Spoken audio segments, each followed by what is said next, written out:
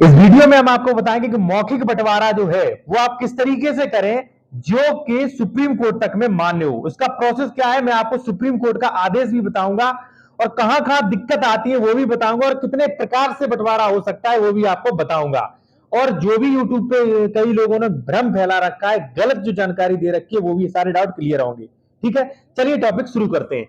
सबसे पहले हम बात करते हैं मौखिक बंटवारा के बारे में। जो सुप्रीम कोर्ट का आदेश है उसके बारे में भी हम चर्चा बाद में करेंगे, पहले मौखिक बंटवारा के बारे में समझ लीजिए। ठीक है, अब बात आती है कि मौखिक रूप से बंटवारा हो सकता है कि नहीं। तो देखिए, मौखिक रूप से बंटवारा हो सकता है, ठीक है, लेकिन अगर बात करी जाए क्या ये कोर्ट में मान्य होगा, तो मान्य नहीं होगा।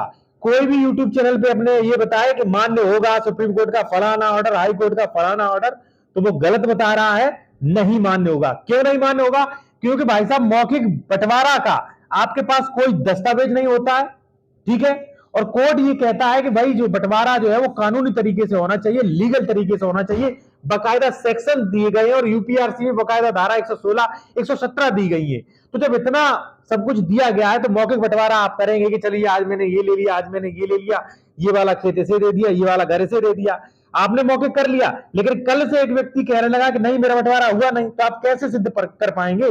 कोई आपके पास प्रूफ नहीं, वो तो कोर्ट जा सकता है। ठीक है, तो सीधी तरीके से मौखिक बंटवारा कभी मान्य नहीं होता है, क्योंकि इसका प्रूफ करना आपको मुश्किल हो जाता है। ठीक है, अब हम दूसरे पॉइंट पे बात करेंगे, जो कि सुप्रीम कोर्ट का एक ऑर्डर भी है। सुप्रीम कोर्ट ने एक ऑर्डर दिया था रविंद्र कौर बनाम मंजीत कौर वाले में, ठीक है, जिसमें कहा गया था फैमिली सेटलमेंट मेमोरेंडम पार्टीशन के लिए। ठीक है, तो ये बना सकते हैं, हाँ ये आप बना सकते हैं, लेकिन इसमें भी क्या क्या दिक्कतें आ रही है वो मैं आपको बताऊंगा। देखिए, कई यूट्यूबर्स ने, कई एडवोकेट ने आपको बताया होगा कि आप मौखिक रूप से बंटवारा कर लीजिए, फैमिली मेमोरेंडम जो है वो तैयार कर लीजिए, फैमिली सेटलमेंट मेमोरेंडम, ठीक, पार्टीशन कर लीजिए।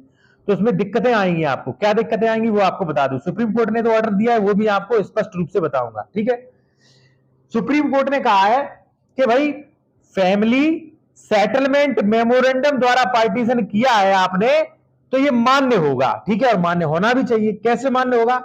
आप जैसे मान लीजिए तीन भाई हैं, ए बी सी, तीनों लोग बैठ के अपनी पंचायत करके, ठीक है, एक एक दो जो भी आपके रिश्तेदार में सम्मानित लोग हैं उन्हें आप बुला लीजिए। ठीक है, तीनों लोग डिसाइड कर लीजिए किसको क्या लेना है। तीनों लोगों ने आपने डिसाइड कर लिया कि हमें ये वाली जमीन, हमें ये।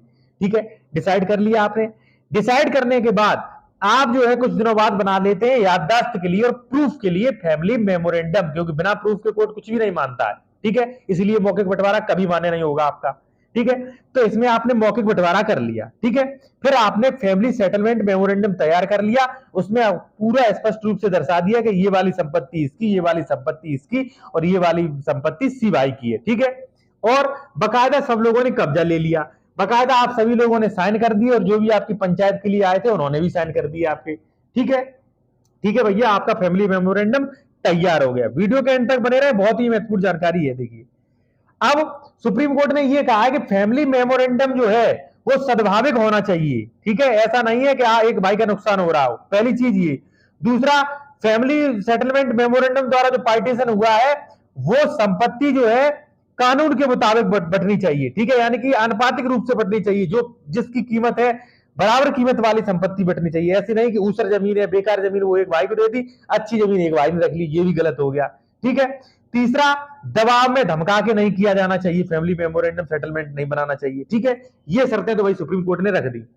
अब मैं आप लोगों से पूछना चाहता हूं कि भाई आप ये बताइए कि अगर मान लीजिए एक भाई कल जो है उसकी नीयत खराब होती है, वो ये कह के अगर कोर्ट में जाता है कि भाई साहब हमें तो दवा धमका के बहला फुसला के ये करा लिए, या मान लीजिए वो कहता है दवा धमका के करवा लिए, हमें गुमराह करके हमारे साइन करवा लिए, ये फैमिली मेमोरेंडम है जो है वो गलत है। ठीक है, फिर आप क्या कर लोगे बताइए? फिर तो वो कोर्ट में चला गया। ठीक है ना, अब इसके लिए आप क्या करोगे वो जान लीजिए। जो कि मजबूत बंटवारा सबसे होगा वो मैं बता रहा हूं, कोई भी आपको यूट्यूब पे नहीं बता सकता है। ठीक है, और देखिए कोई भी आप कानूनी सलाह लेना चाहते हैं ले सकते हैं, कॉन्टेक्ट नंबर हमारा वीडियो की डिस्क्रिप्शन में मिल जाएगा आपको। ठीक है, अब देखिए क्या है, आपने चाहे मौखिक बंटवारा कर लिया, ठीक है, चाहे आपने फैमिली सेटलमेंट मेमोरेंडम तैयार करके आपने बंटवारा कर लिया अपना, ठीक है, तो मैंने आपको बता दिया, कोई भी भाई जा सकता है, उसे चैलेंज कर सकता है कि भाई इनके 4 लड़के थे, इनने मुझे दबाव में आके और ये बंटवारा कर लिया, या मान लीजिए इन्होंने बेईमानी से ये बंटवारा कर लिया, या मान लीजिए आपसे कोई ऐसा चीज हो गया कि आनुपातिक रूप से नहीं आप बांट पाए, ठीक है, आपने थोड़ी महंगी जमीन ले ली, उसे थोड़ी सस्ती जमीन दे दी, फिर भी ये बंटवारा कैंसिल हो सकता है। यानी कि रिस्क है, ठीक है, रिस्क है। अब आप कहेंगे कि ऐसा भी कोई बंटवारा है जिसमें रिस्क ना हो? हाँ बिल्कुल है।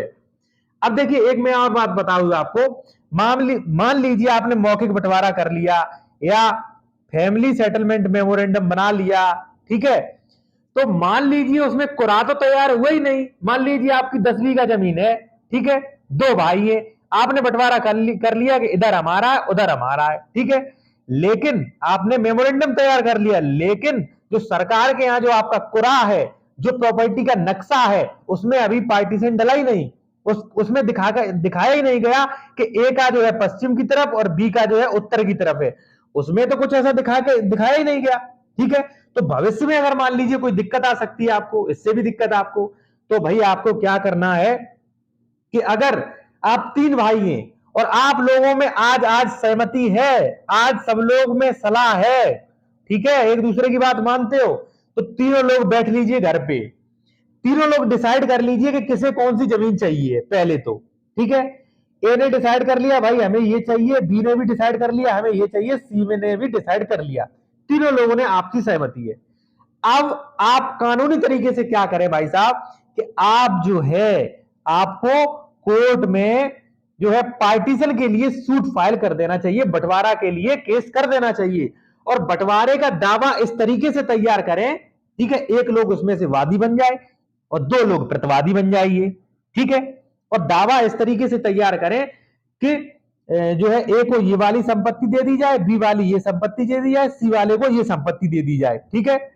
अब 2 लोगों को नोटिस जाएगा कोर्ट, जब 2 लोग ऑब्जेक्शन नहीं करेंगे तो कोर्ट वही मान लेगा और उसी पे डिक्री जारी कर देगा, वो डिक्री आपकी हमेशा आजीवन मान्य रहेगी, ठीक है, और इसके खिलाफ कोई कभी जा नहीं सकता है, इसके खिलाफ अपील ही होगी, दोबारा नहीं सुना जाएगा, ठीक है ना।